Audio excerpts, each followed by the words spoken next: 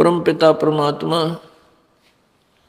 पूर्ण ब्रह्म सर्वशक्तिमान सर्वेश्वर महेश्वर मृत्युंजय कालज्य सत्यनारायण, ये वही परमेश्वर हैं जो बनारस के अंदर काशी शहर में पवित्र भारतवर्ष की धरती पर 120 वर्ष तक एक जुलाहे की भूमिका करते रहे।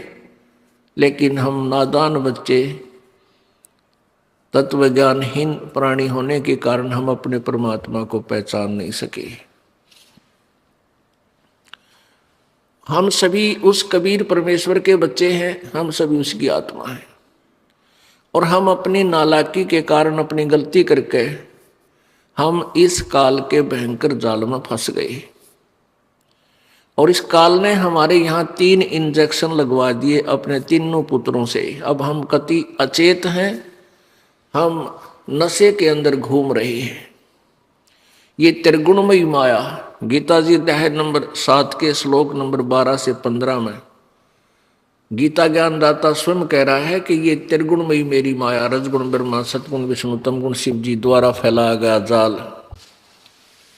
ये बड़ी दुस्तर है, यानी खतरनाक है। तो काल क्या करता है कि जब भी ये प्राणी मां के गर्भ में होता है उस समय इसको पूरा ज्ञान होता है कि मैं बहुत गलती कर चुका हूं और मनुष्य शरीर मुझे केवल परमात्मा प्राप्ति के लिए मिला है। और परमात्मा प्राप्ति का मैंने प्रयत्न भी बहुत किया, लेकिन संत पूरे ना मिले, जिस कारण से मेरे जीवन बर्बाद हो गए। अब के पूरा संत तलाश करूंगा, पूरे तन संत की खोज करूंगा और सत्य डट कर भक्ति करूंगा, फिर गर्भवास में, फिर इस नरक में फिर नहीं आऊंगा। जो ही ये बाहर आता है, आते ही ये तीनों गुणों का प्रभाव ऑटोमेटिकली जीव पर हो जाता है। ये अचेत हो जाता है, इसको पता ही नहीं तू कौन है, कहां से आया था, पहले के था तू। जैसे इंजेक्शन लगा देते हैं बेहोशी का, उस व्यक्ति ने फिर चाहे काटो, ऑपरेशन करो, कुछ करो, उसको कोई मालूम नहीं। ऐसे ये काल हमारे को जब ये बाहर आता है, प्राणी आते ही तीनों गुण रजगुण ब्रह्मा सतगुण विष्णु तमगुण शिव जी से निकल रहा प्रभाव ऑटोमेटिकली समा जाता है और ये भूल जाता है तू कौन था, कहां से आया। जैसे कहीं छौंक लगाया मिर्चों का सब्जी में, और छौंक लगाते उससे निकली जो वो निराकार शक्ति, उसने उस प्रभाव से आसपास खड़े बैठे कमरों में भी, कक्ष में व्यक्ति को छींक आने लग जाती है। अपने आप बस की बात नहीं, अपने आप आवेगी। तो ऐसे ही इस काल के ये तीनों पुत्र रजगुण ब्रह्मा सतगुण विष्णु तमगुण शिव जी अपनी अपनी राजधानियों में विराजमान हैं। उनसे निकल रही रेंज यहाँ तक इफेक्टिव है तीनों लोकों में। तो ये आते ही इन तीनों गुणों के द्वारा इस जीव को की सद्बुद्ध भुलवा देता है। परमात्मा कहते हैं कबीर ये माया अटपटी और सब घट आण अड़ी, किस किस ने समझाऊं या कुएं बांग पड़ी। वो परमात्मा इतने दयालु हैं, स्वयं आते हैं अपनी प्यारी आत्माओं को फिर याद दिलाते हैं कि तुम यहाँ के वासी नहीं हो, ये तुम्हारा लोक नहीं है, तुम को मूर्ख बना रखा है इस काल ने। ये मिट्टी के खिलौने दे के ये तेरा बेटा है या तेरी बेटी, और कल ये खिलौना टूट जा, टक्कर मार मार कर रोते हैं जैसे बालक रोया करें, कोई खिलौनों की कार टूट जाता है। तुम ओरिजिनल कार लो जिसे तुम्हें लाभ भी हो। आप सतलोक में चलो, वहां तुम्हारा सथाई परिवार होगा, कभी मृत्यु नहीं होगी, कभी राग नहीं, झगड़ा नहीं, किसी प्रकार का कोई दोष नहीं, कोई कर्जा नहीं, कोई टेंशन नहीं। आप जी वहां से आए हुए हो, आप यहाँ के वासी नहीं हो। अब कई भाई भक्त अनजान लोग काल प्रेरित कहते हैं यदि सारे भक्ति कर लेंगे और सभी सतलोक चले गए तो पृथ्वी खाली हो जाएगी। तो पृथ्वी का हमने ठेका ले रखा है, ये और मेरे ऊपर मेरे ग्रह अंडला रहे धक्के खाते, सुख भी अभी घूमती रहेगी वैसे ही। वो खाली पड़े मंगल ग्रह उसमें जाना, फिर उड़ा बसा ले जाके तुम, तो यह भी घूमती रहेगी। हमने यहाँ ये जो कैद है और सभी निरअपराध हो जाएंगे तो कैद की जरूरत ना पड़े, रही रहेगी कैद, उसमें कुछ और बना लिया जाएगा। तो ऐसे हम भ्रमित हैं, और इन सभी भ्रमणाओं का नाश करने के लिए हमारे परमात्मा कबीर परमेश्वर जी स्वयं ही आते हैं, क्योंकि इस काल ने सबको मिसगाइड किया हुआ है। अब प्रसंग चल रहा था कल के सत्संग में सृष्टि रचना का। परमेश्वर ने 600 वर्ष पहले आकर ये ज्ञान सुनाया था कि ब्रह्मा विष्णु महेश नासवान है, इनके दुर्गा इनकी माता है, ज्योति निरंजन काल 21 ब्रह्मांड का मालिक जो है ये इनका पिता है, और ये एक एक गुण युक्त ये तीनों भगवान बनाकर यहाँ भेज रखे हैं, ये इस काल के पूरे ढमढमे ने चला रहे हैं। और इन बातों का 600 वर्ष पहले इतना दर्द हुआ था उन अज्ञानी ऋषि महर्षियों को, गुरुओं को, जैसे कड़वी दवाई खा लेता है प्राणी, जैसे कुनीन खा लियो। अब वो कुनीन आज फिर वही कुनीन दास खिला रहा है जो परमात्मा 600 वर्ष पहले ये खिलाना चाहते थे। अब ये कुनीन आप खा रहे हो, क्योंकि आप बच्चे नहीं रहे, शिक्षित हो गए और ज्ञान हो गया कि यदि कुनीन खाएं रोग कटेगा। ये कड़वा ज्ञान, ये यथार्थ ज्ञान, सत्य ज्ञान जो कड़वा ही होता है, ये खाना पड़ेगा, सुनना पड़ेगा। मीठी गोलियों से रोग नहीं कटे, जान चली जाएगी। अब ये अन्य जितने संत हैं, कबीर पंथ भी देखा दास ने, और ये गरीबदास पंथ भी देखा, और ये दूसरे कृष्ण पंथ, श्री राम वाले पंथ, यानी हिंदू धर्म के अंदर जो साधना है, ये जितने भी साधु संत हैं, कोई भी मत किसी को ये नहीं कहता भाई तू बीड़ी ना पिए, या कहते तो हैं लेकिन दबाव नहीं दे सकते।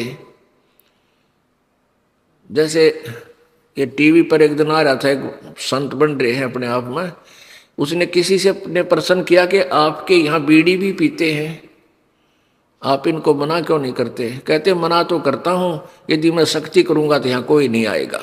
अरे तेरा तूने गाड़ने हैं जब तू, इसका मतलब तू पैसे का पुजारी है कि चले नहीं आएंगे, तेरे पैसे ना मिले, नहीं, ये अवश्य आएंगे यदि आपके पास वो गुण है, वो शक्ति है, वो भक्ति है जो भगवान की होती है। और परमात्मा से ये बीड़ी पीने ना आते यहाँ पर, ये तो दुखी आए हैं, और दुखियों का दुख दूर हो जाएगा, फिर ये जो कहोगे वही करेंगे, क्योंकि उनको पता है।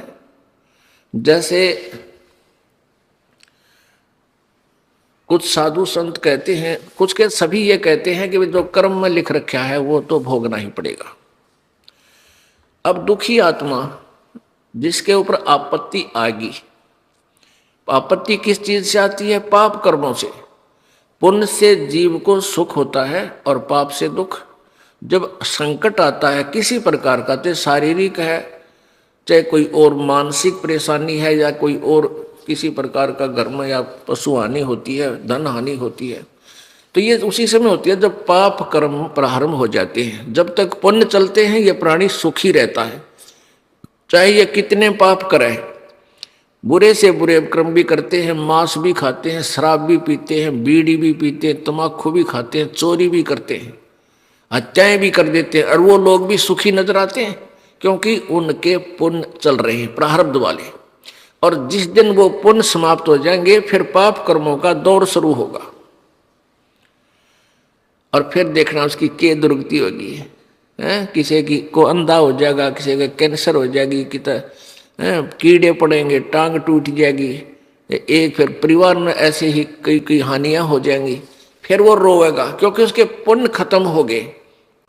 फिर वो चलता है साधु संतों के पास, क्योंकि सबको पता है कि परमात्मा संत रूप में आता है। कबीर परमेश्वर अपनी महिमा आप ही बताते हैं कि पर्वत पर्वत में फिरा कारण अपने राम, राम जैसे संत मिले जिन सारे सब काम।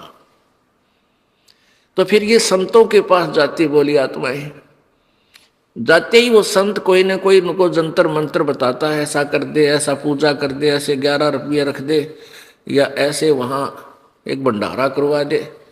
उसके बावजूद भी उनको कोई लाभ नहीं होता है। फिर वो संत कह देते हैं भाई ये तो कर्म का भोग है, तुझे भोगना ही पड़ेगा, भक्ति कर ले आगे सुख हो जाएगा। अरे भले आदमी पैर में कांटा लग गया आपके और वो टूट गया, दिखाई नहीं देता, और पीड़ा कांटे के कारण हो रही है। आप जाते हो दूसरे को दिखाते हो कि मेरे पैर में दर्द हो रहा है, उसने देखा साफ करके कि कांटा लग गया है, इस कांटे के कारण पीड़ा है। अब वो व्यक्ति ये कहे कि कांटा तो निकल नहीं सकता, अब जूता पहन ले, आगे कांटा नहीं लगेगा।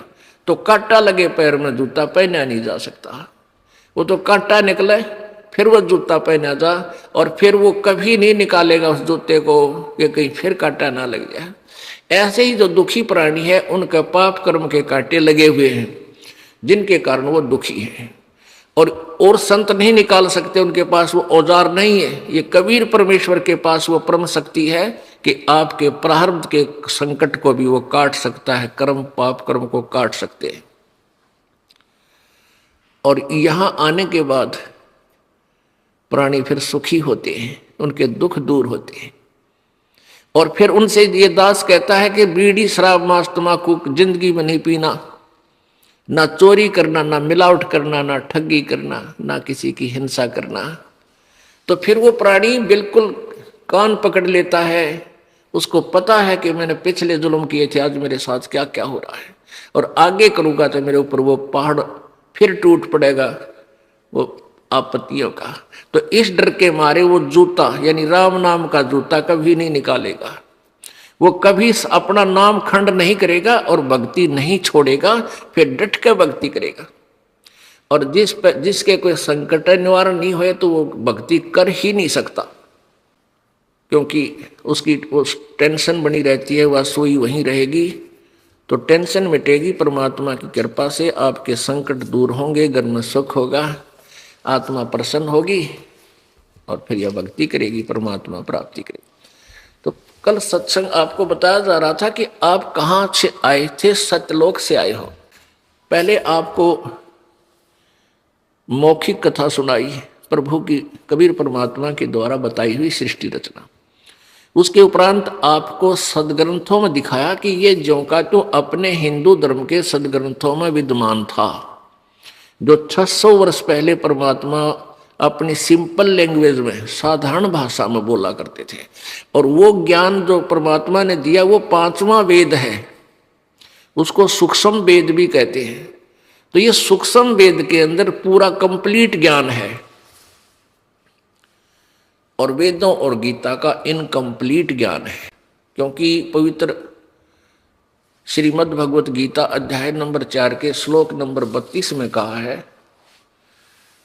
कि जैसे कि पहले मैंने अर्जुन बताया है 25 से लेकर 31 तक, चौथे अध्याय के इन मंत्रों श्लोकों में, कि कोई ऐसी पूजा करता है, कोई देवताओं की पूजा करता है, कोई केवल व्रत रखता है, और कोई पाठ स्वाध्याय करता रहता है, कोई मनमुखी मंत्र जाप करता है।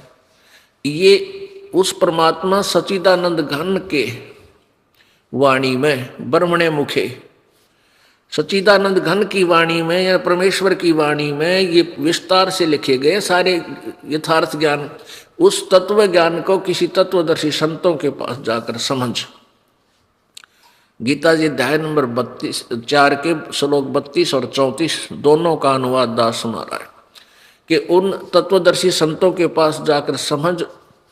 वो तत्वदर्शी संत तुझे उस परमात्मा के बारे में तत्व ज्ञान सुनाएंगे, उसके बाद वो जैसे के ऐसे कर। तो इससे सिद्ध है कि गीता का ज्ञान कंप्लीट नहीं है, उसने किसी और संत की शरण में जाने को कहा है जो कंप्लीट नॉलेज रखता है। इसी प्रकार यजुर्वेद अध्याय नंबर 40 के श्लोक नंबर 10 से लेकर 13 में 2 बार बताया है। एक तो ये कहा है कि जो कुछ तो परमात्मा को जन्म लेने वाला कहते हैं, कुछ कहते हैं नहीं, वो कभी आता ही नहीं यहाँ। इसका ज्ञान वो तत्वदर्शी संत कराएंगे, उनसे पूछो। फिर उसमें आगे बताया है कि कोई तो कहता है कि जिसको अक्षर ज्ञान हो गया किसी भी एक भाषा का, जैसे कोई हिंदी जानता है, कोई संस्कृत, कोई इंग्लिश, मान ले किसी के कोई संस्कृत भाषा का ज्ञान है, अक्षर ज्ञान है, उसको लिख लेता है, पढ़ लेता है, तो कहते हैं उसको विद्वान बोलते हैं। और जिसको अक्षर ज्ञान नहीं है उसको अविद्वान कहते हैं। वेद बताते हैं कि नहीं, ये परिभाषा विद्वान और अविद्वान की नहीं है, विद्वान और अविद्वान की परिभाषा भी वो तत्वदर्शी संत सुनाएंगे, उनसे सुनो। जैसा कि ये दास बता रहा है कि जिनको हम विद्वान मानते थे, इन ऋषि महर्षि और मंडलेश्वरों को, जो वो अविद्वान थे क्योंकि वो सदग्रंथों से परिचित नहीं थे। और कबीर परमेश्वर महाविद्वान थे, जिन्होंने 600 वर्ष पहले हमारे सदग्रंथों के अंदर लिखे गूढ़ रहस्यों को और पहले वर्बली बोल के सुना दिया, जबकि वो कोई अक्षर ज्ञान भी नहीं रखते थे। ये कबीर परमात्मा विद्वान थे और ये सभी अविद्वान थे, वो एक भाषा का केवल अक्षर ज्ञान था।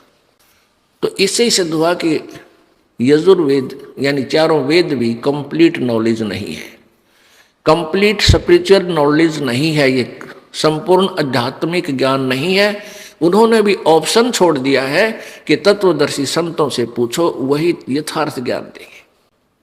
पुण्यात्माओं, वो तत्वदर्शी संत भी परमेश्वर स्वयं ही बनकर आते हैं और दूसरे के पास ज्ञान हो ही नहीं सकता, ये पहचान है उस परमेश्वर की। उसके बाद इस दास को भेज दिया अपने कुत्ते को, आप धनियों को जगाने के लिए, भौंकने के लिए, कि हो सकता है कोई जाग जावे, उसका पुण्य उदय हो जावे। जैसे कोई चोर चोरी कर रहा हो और कुत्ता भौंकने लग जावे, तो समझदार व्यक्ति को चाहिए कि वो खड़ा हो और देखे अपने धन को कि कहीं कोई गड़बड़ तो नहीं है। कुत्ता वैसे नहीं भौंक रहा क्योंकि वो पालतू है, और जो कुत्ते के भौंकने से भी नहीं जागता है तो वो चोरी करवा के ही बैठता है, कभी ना कभी उसको हानि उठानी ही पड़ती है।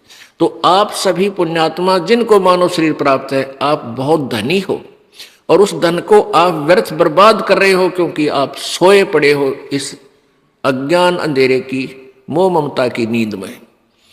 आप परमात्मा की तरफ झांक नहीं रहे हो। अगर कोशिश भी कर रहे हो तो वो वैसे ही नींद में ही इधर उधर घूम रहे हो, आपकी आंखें नहीं खुली हैं क्योंकि आपको तत्व ज्ञान प्राप्त नहीं हुआ। अब पुण्यात्माओं, परमात्मा ने स्वयं आए थे तत्वदर्शी संत बनकर। कबीर परमेश्वर जी ने वो ज्ञान बताया था सृष्टि रचना का, जो दास आपको आज सुना रहा है। अब अभी तक आपको सृष्टि रचना में इतना ही सुनाया है कि ब्रह्मा विष्णु महेश का जन्म हुआ, दुर्गा उनकी माता है और ज्योति निरंजन इनका पिता है। ये कैसे कैसे इनकी सतिथि थी कि ये क्या करते हैं कि ब्रह्मलोक के सबसे ऊपरले हिस्से में, सर्वोपरि हिस्से में, इस काल ने एक ऐसा स्थान अलग बना रखा है, वहाँ कोई नहीं जा सकता इसके संदेश आदेश बिना। इसने बंद कर रखा है उसको कंप्लीटली। तो वहाँ इसने 3 स्थान बना रखे हैं, एक रजोगुण प्रधान क्षेत्र, एक सतोगुण प्रधान क्षेत्र, एक तमोगुण प्रधान क्षेत्र। कल परिभाषा बताई थी आपको।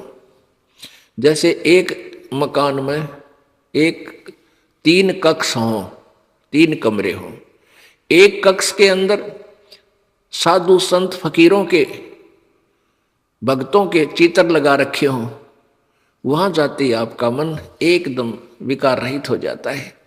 उन साधु संतों के चेहरों को देखकर, उनके जीवनी को देखकर आप में भी भक्ति का भाव उत्पन्न होता है। तो आप जब तक उसमें रहोगे आपका ऐसा ही मन बना रहेगा। एक कक्ष के अंदर अश्लील चित्र लगा रखे हैं, वहां जाते ही आपके मन में उथल पुथल बकवाद नरी गंध भर जाएगा, वो प्रेरणा उल्टी होती रहेगी जब तक आप रहोगे। और तीसरे कक्ष में इन देशभक्तों सूरवीरों के चित्र लगा रखे हैं, वहां जाते आपके मन में ऐसे ही खून में गर्मी आ जाएगी, उनकी लीलाओं को याद करके, उनकी जीवनी को पढ़कर, तो वहां आपका ऐसे ही मन उत्तेजित रहेगा। तो ऐसे काल ने वहां सर्वोपरि स्थान पर 3 स्थान बना रखे हैं। एक रजोगुण प्रधान क्षेत्र जिसमें अश्लील चित्र ला रखे हैं, तो वहां जाकर के ये काल और दुर्गा दोनों, काल ब्रह्मा रूप बना लेता है, जैसे उसका अपना रूप है ना, वहां ऐसा रूप बनाता है ये 5 मुख का, और पार्वती को रूप बना धारण कर लेती है। और ये वहां जब तक उसी स्थिर क्षेत्र में रहते हैं जब तक बच्चा गर्भ में नहीं आता, और जब बच्चे की उत्पत्ति होती है तब तक ये वहीं रहते हैं। जब वो बच्चा उत्पन्न हो जाता है तो उसको अलग से कोमा में ही रखते हैं, अचेत कर देते हैं, और परवरिश जारी रखते हैं। जैसे आपने देखा हो, अचेत व्यक्ति मेडिकलों में पड़े हैं 10-10 वर्ष से, घर ले आते हैं तो उसको दूध दाद डालते रहते हैं, वो रहता अचेत है और पर उसका शरीर ठीक रहता है, ऐसे करते हैं। फिर ये सतोगुण प्रधान अक्षेत्र में दोनों चले जाते हैं, ये विष्णु रूप धारण कर लेता है।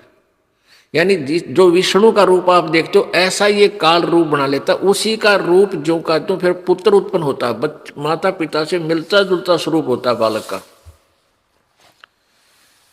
और दुर्गा लक्ष्मी रूप धारण करती है, और ये तब तक उस सतोगुण प्रधान क्षेत्र में रहते हैं जब तक ये बालक उत्पन्न ना हो लेता। उसके बाद इस बच्चे को अचेत कर देते हैं और फिर तीसरे क्षेत्र में जाते हैं जो तमोगुण प्रधान क्षेत्र है।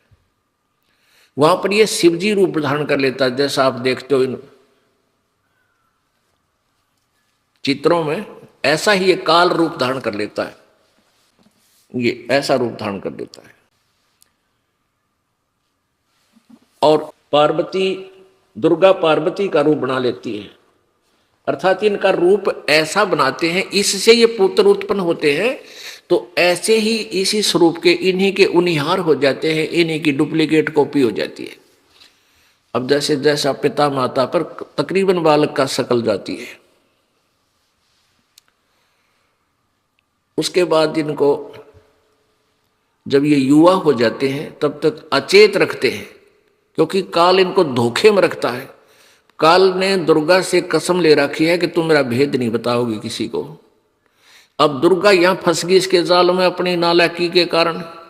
अब ये इसके प्रत्येक संकेत पर चलती है, क्योंकि इसको पता है मैं अपने पति से, अपने मूल मालिक से, अपने परमात्मा से, स्वामी से हम कट चुके हैं, और ये हम इसका अपनी मर्जी से फंस गए हैं। अब वो हमें मदद नहीं करेगा, ऐसे चाहे कितनी आपत्ति आओ। हाँ, वो मदद करेगा, आप उनके ज्ञान को सुनो, उनकी भक्ति करो, फिर सतलोक चलने की तैयारी करो, तब आपकी प्रत्येक पुकार सुनेगा। तो दुर्गा से कसम ले रखी है कि तुम मेरा जिक्र किधर बताओगे नहीं, मैं कहाँ रहता हूं, कौन हूं, क्योंकि इसने गीता जी अध्याय नंबर 7 के श्लोक नंबर 24-25 में स्पष्ट किया है कि मैं अपनी योग माया से, अपनी शक्ति तय यानी सिद्धि से छुपा रहता हूं, मैं किसी के सामने कभी नहीं आता। ये मेरा अटल अनुतम, अटल यानी कभी समाप्त न होने वाला अडिग, और अनुत्तम माने घटिया विधान है। अब जब एक बाप अपने बच्चों से भी छुप कर रहता है, भेद नहीं देता, तो उसमें कोई खोट है, वो दोषी है, अपराधी है, वो उसका नियम अच्छा नहीं है, वो घटिया नियम है, सिद्धांत है। तो ये खुद कहता है कि मेरा तो घटिया नियम है कि मैं कभी किसी के सामने नहीं आता। अब देखिए पवित्र गीता जी, अपने आत्मा परमात्मा पाना कोई बड़ी बात नहीं है, क्योंकि परमात्मा परमेश्वर कबीर जी ने बताया अपना भेद आप ही पाने का। ये मंत्र है, संत पूरा हो, और आप कोई बुराई मत करना, बीड़ी शराब मांस तम्बाकू जर्दा चोरी ठगी मिलावट ये मत करना, तेरे घर में बरकत दूंगा, हर प्रत्येक तेरे काम में ठीक करूंगा, शरीर का दुख दूर करूंगा, और फिर तो भक्ति करते रहना, सब तरह से सुख दूंगा तेरे को। तो फिर तो ये जब एक बार हमारे हृदय में ये समा जाएगा कि सचमुच जो कबीर परमेश्वर ने हमें बताया है वो यही मंत्र था और यही ज्ञान था, हम गलत दिशा में जा रहे थे, फिर हम एक मार्ग पर चल पड़ेंगे। फिर तो चलना चलना शेष है, और चलेंगे तो उस मार्ग पर पहुंचेंगे घर पे। अगर हम विपरीत मार्ग पर जा रहे हैं तो कितना चल रहे हैं, वहां नहीं जा ही नहीं सकते। तो हमने अपनी दिशा जो है वह सुमार्ग पर करनी है। अब हम कुमार्ग जा रहे हैं, तो इस सुमार्ग पर आपका दृढ़ विश्वास करवाने के लिए, क्योंकि सभी अलग अलग रास्तों पर जा रहे हो, आपको ये विश्वास दिलाने के लिए कि आपका मार्ग ठीक नहीं है, आप अपने घर को नहीं जा रहे हो, और उसके लिए सब मैप दिखाए जाते हैं, ये नक्शे दिखाए जाते हैं। देख आप यहाँ खड़े हो और आपका घर इधर है, आप इधर जा रहे हो। तो बुद्धिमान लोग किसी ना किसी तरीके से स्वीकार कर लेंगे, हाँ अब हम दिशा गलत है, तो तुरंत मुड़ जाएंगे। मुड़ जाना चाहिए, अगर उसने घर जाना है, यदि वो होश में है, और कोई शराबी है तो वो तो उल्टा कहो तो ऐसा उल्टा, उसने जाना ही बकवादों में है। तो जिनकी ये माया भांग की उतर जाएगी, परमात्मा कहते हैं कबीर ये माया अठपटी सब गट आनड़ी, और किस किस ने समझाऊं या कुआ भांग पड़ी। काल ने तो पूरे 21 ब्रह्मांड में या भांग डाल रखी है। केवल पैसा चाहिए और बकवाद करने ठाठ चाहिए और दूसरी बात नहीं मांगता। हाँ, दुखी हो जाता जब ढूंढता भगवान को। तो परमेश्वर कहते हैं, अरे दुख में सुमन सब करे, सुख में करे ना कोई, और जय सुख में सुमन कर ले फिर दुख क्यों हो। सुख में सुमन किया नहीं और फिर दुख में करते याद, कह कबीरता दास की फिर कौन सुने फरियाद। अब देखिए श्रीमद् भगवत गीता जी ये काल कैसे कहता है और क्या सच्चाई है। परमात्मा अपने आत्मा कबीर परमात्मा ने ये 600 साल पहले ज्ञान सुना था, जो दास आपको पहले मौखिक सुनाता है कि इस काल ने कसम खा रखी है, प्रतिज्ञा कर रखी है कि मैं किसी के सामने अपने ओरिजिनल रूप में, वास्तविक रूप में नहीं आऊंगा और मैं छुपा रहूंगा। और दुर्गा से कसम ले रखी है कि तुम्हारा भेद नहीं बताओगी, नहीं तो तेरी खैर नहीं है। या इसके डर के मारी कोई जिक्र नहीं करती। इसको तो पता है कि वहां है, लेकिन उसका रूप राप वो कहीं नहीं बताती, उल्ट पुल्ट कर देती है। निराकार है, पुराना है, साकार है, ये है वो। अब देखो श्रीमद् भगवत गीता जी,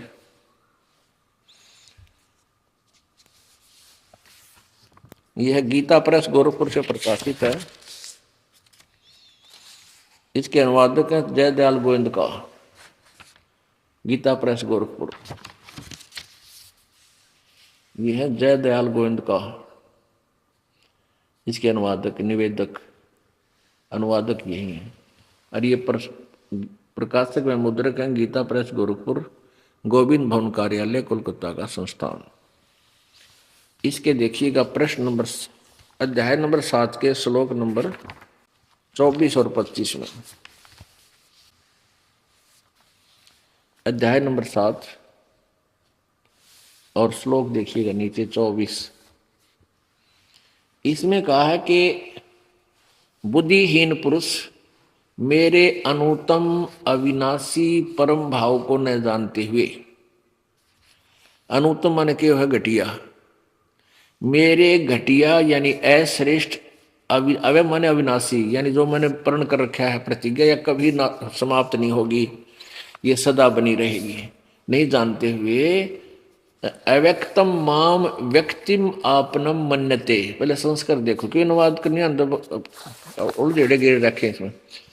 अव्यक्तम माने अव्यक्त यानी गुप्त रहता है, मन इंद्रियों से परे मुझ सच्चिदानंद परमात्मा को मनुष्य की भांति जन्म कर व्यक्ति भाव को प्राप्त हुआ मानते हैं।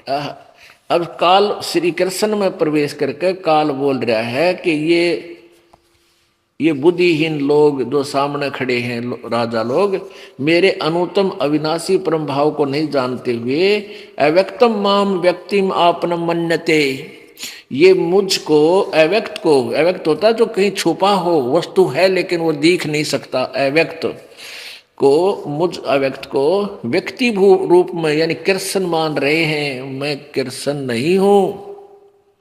ये देखो कितना स्पष्ट किया है, व्यक्ति भाव को आया हुआ मानते हैं, यानी मुझे कृष्ण रूप में, मनुष्य रूप में मानते हैं। मैं युग कृष्ण नहीं हूं, मैं इस तरह नहीं आता जैसे कृष्ण का जन्म हुआ देवकी तरह। आगे देखो 25 में ये है श्लोक 7वें अध्याय का, ये 25वां श्लोक है नीचे, ये 25, 24 आपने पढ़ लिया।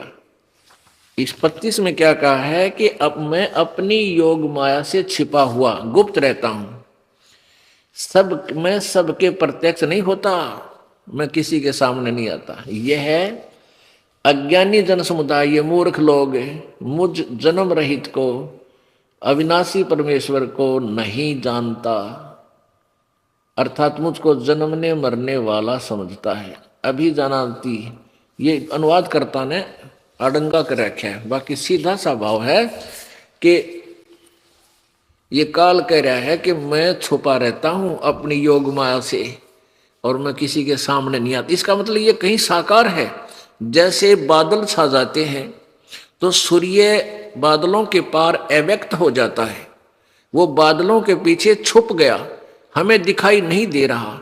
तो इस तरह उसकी स्थिति है काल की।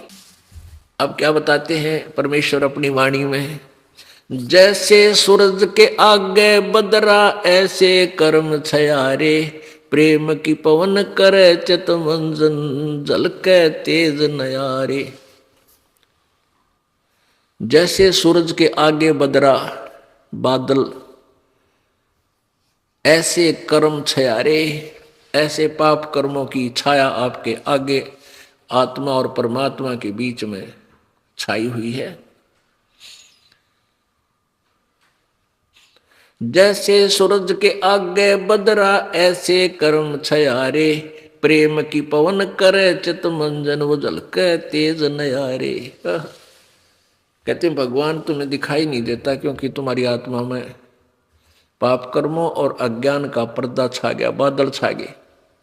और बादल कैसे दूर हटते हैं, तेज हवा चलती है, बादलों को इधर उधर फेंक देती है, फिर वो सूर्य चमकता हुआ दृश्य होता है, दृष्टिगोचर होता है। तो ऐसे परमात्मा हमें कहते हैं प्रेम की पवन और करे चित मंजन वो झलके तेज नयारे।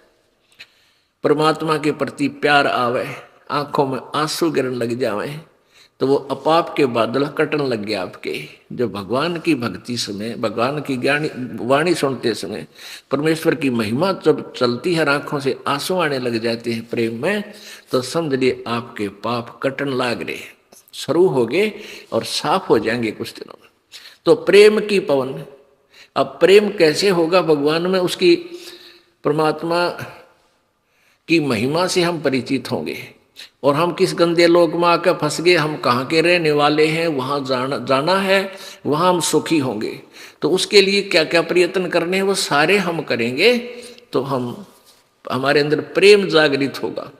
जब आप में प्रेम जागृत हो गया तो समझो आपकी आत्मा स्वस्थ होगी। भगवान के ये आपके अंदर ये अटबट है, अंदर दोष रखते हो, कोई मन में खोट रखते हो, सत्संग में आकर के कहते गुरु के आगे ले झूठ संजोई, निश्चय नरक पड़े से सोई। तो जब तक आपके मन में अटपट करने की आदत है, गुरु जी के सामने भी आप सच्चे नहीं बता रहे हो, अभी आपके पाप कटे नहीं है। जिस दिन पाप कट जाएंगे सच्ची बताओगे। अब यहाँ झूठ कौन बोलता है? जो बीड़ी पीता है, शराब पीता है, मांस भी खा लेता है, या कोई नियम भंग कर देता है। और हम पूछते हैं भाई तूने कोई गलती तो नहीं की? तो उन्होंने कहता ना जी कोई गलती नहीं की, मैं बिल्कुल ठीक है, मेरा नाम। बेसिक बकवाद करता रहे, कति नाम नहीं चलेगा आपका, या आज ही मता व्यर्थ डिलेट हो रहा है। तो आप कति ठीक है, गलती हो जाती है, साफ बता दीजिए मेरे से ऐसे ऐसे हो गया, ठीक है। ये दास टीचर है, आप मेरे बच्चे हो, और जो अध्यापक बच्चे की गलती पर उसको नहीं करड़ा करता, धमकाता, तो दोस्त शत्रु है उसका, क्योंकि वो बच्चा और गलतियां करेगा, फिर पढ़े भी नहींगा। तो और टीचर धमकावेगा और बच्चा बुराई छोड़ के फिर भी स्कूल आवेगा, वो सफल होगा। ये दास आपको करड़ा करता है, धमकाता है कि ऐसी गलती करोगे फिर बताना, और आप गलती छोड़ के बुराई छोड़कर फिर भी आओगे, तो आप सच्चे विद्यार्थी हो, आप सफल होगे। और जो गुरु जी के थोड़े से खुड़का करने से, धमकाने से आता ही नहीं है, तो वो पाली लगेगा, फिर वो बाद में पछतावेगा, यानी वो अपना जीवन व्यर्थ कर जाओगा। तो ऐसे ये काल वहां छुपा रहता है अपने ब्रह्मलोक में, जो इसने 3 स्थान बना रखे हैं, और वहां इसने अलग से नकली सतलोक, अलखलोक, अगमलोक, अनामी लोक, महास्वर्ग, ये सब ब्रह्मलोक न्यारे बना रखे। तो ये छुपा रहता है, इसलिए इसको साधना करने वालों ने ओम नाम का जाप किया। ओम नाम जाप है इस ब्रह्म का, और ब्रह्म के जाप से परमात्मा प्राप्ति नहीं हो सकती। ये खुद कहता है गीता जी अध्याय नंबर 11 के श्लोक 47-48 में, अर्जुन ये मेरा रूप तूने देखा ना, विराट रूप, इतना भयंकर, इतनी लंबी जीभ काट रखी, 1000 मुख और 1000 हाथ, और बहुत बुरा हाल, जिसे अर्जुन जैसा योद्धा कांप रहा है उसको देखकर, तो भगवान नहीं हो सकता, वो तो भयंकर वस्तु थी। नहीं भगवान को देख कर डर लग गया करे, उसमें तो प्यार जागृत हो, सीने से लावे, चरणा में गिर जावे। और उसने देख कर डर रहा है, अर्जुन जैसा महापुरुष सूरवीर भी कांप रहा है, तो मारे जैसे कहता कलजा बैठ जाए। और उसने ढूंढे कि फूक कैसे भगवान ने, जिसने देखते डर लगे। और परमात्मा कबीर जी शांत परमात्मा थे, किसी ने पत्थर मारे, किसी ने गाली दी, किसी ने भुंडा बोला, किसी का हानि नहीं की मालिक ने। वो भगवान होता है, क्योंकि आम के पेड़ के कांटे नहीं होते, आम के पेड़ के कांटे नहीं होते, छाया दे और फल दे, चाहे को उसने तोड़ो चाहे छोड़ो, चाहे उसके ऊपर बैठो, चाहे टहनियाँ तोड़े, चाहे उसका लठ मारे, उसमें कांटे है ही नहीं। तो परमेश्वर का दुख नहीं देता ही नहीं, ये काल है जो, और काल के ही ये दूत संत ये सिद्धियां बना करके एक दूसरे को हानि पहुंचाते हैं। तो वो भी बबूल के ही कांटे हैं, यानी काल के ही उपासक हैं। क्या कहा है, बेहतर अक्षौणी खा गया वो चुन कर शीश्वर एक, ये दे धारे जोरा फिर भाई सभी काल के बेख। आए है कबीर परमात्मा क्या कहते हैं कि जैसे आपको कथा सुनाई थी, एक चुनक नाम के ऋषि ने वेदों को पढ़ा, जैसा भी गुरु मिला उसने बता दिया, ओम नाम का जाप कर और तप कर घोर। अब उस भोली आत्मा ने गुरु जी का आदेश से घोर तप किया, ओम नाम का जाप किया, उसे सिद्धियां आ गई। और सिद्धियां आ गई तो उसने फिर उस सिद्धियों से क्या किया, मानधाता चक्रवर्ती राजा का नाश कर दिया, 72 करोड़ सेना मार दी अपनी सिद्धि तय। परमात्मा कबीर जी कहते हैं कि 72 अक्षौणी खा गया यो चुनक ऋषिश्वर एक, और ये दे धारे मौत फिर ये सभी काल के बेख। ये परमात्मा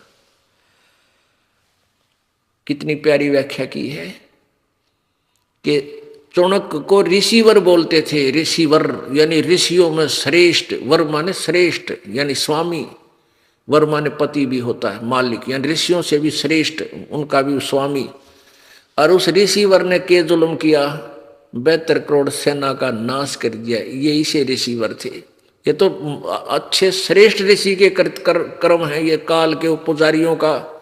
तो परमात्मा कहते दे धारे मौत फिरे, ये काल के दूत, ये संत गलत साधना करके एटम बम बन जाते हैं। कहते चलती फिरती मौत है, इसने छेड़ियों मत, दूर दूर रहना इनते, बात भी नहीं करे, इसे निकम्यात है। अरे न तुम ऋषिवर कहते हो, कहते दे धारे मौत फिर या सभी काल के बेख। ये जो काल साधना करते हैं सारे इसे हैं।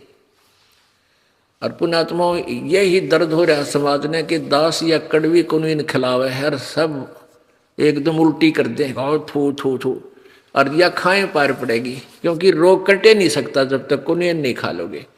अब दिमाग जब इंसान छाना हो जाता है, फिर वो चाहे किसी कड़वी दवाई है खावेगा कि अब इस बिना रोग कटे नहीं, ना जान जाएगी। तो एक बार समाज ने या कुनवीन खा ली ना, दास जो दे रहा परमात्मा की दी हुई औषधि, तो विश्व का कल्याण हो जाएगा इससे। अभी तक ये संतता हमारे को मीठी गोली दे है कि राजी रहे क्यों करे, चाहे बीड़ी पींदे रहो, चाहे शराब पींदे रहो, है कुछ भी करते रहो, पर ये आज हमारे दो रहे, हमारी सेना पूरी तैयार रहे और दान दे जा, हमारा काम चल रहा रोजी रोटी का। यहाँ दास को इसकी कोई आवश्यकता नहीं है। दास कोई भिखारी नहीं था, परमात्मा का दिया हुआ 2 रोटी भी थी। जूनियर इंजीनियर की नौकरी करता था, सेठ नहीं था तो भूखा भी नहीं रहता था। लेकिन मालिक का आदेश हुआ और परमात्मा का आदेश सिरोधार्य हुआ। इसके बाद इस कार्य का प्रारंभ मालिक ने करवाया, दास कर रहा है। तो यहाँ ऐसा कुछ नहीं है, यदि यहाँ आओगे सारी बुराई छोड़नी पड़ेगी, नहीं तो यहाँ आने की कोई आवश्यकता नहीं। पुण्यात्माओं जीव से नहीं छूटेगी बुराई, परमात्मा आपका साथ देगा, अवश्य देगा। आप देखना, आपको बीड़ी से तंबाकू से दूसरा पीवेगा तो भी नफरत हो जाएगी, आपको इतनी कृपा हो जाएगी परमात्मा की आप पे।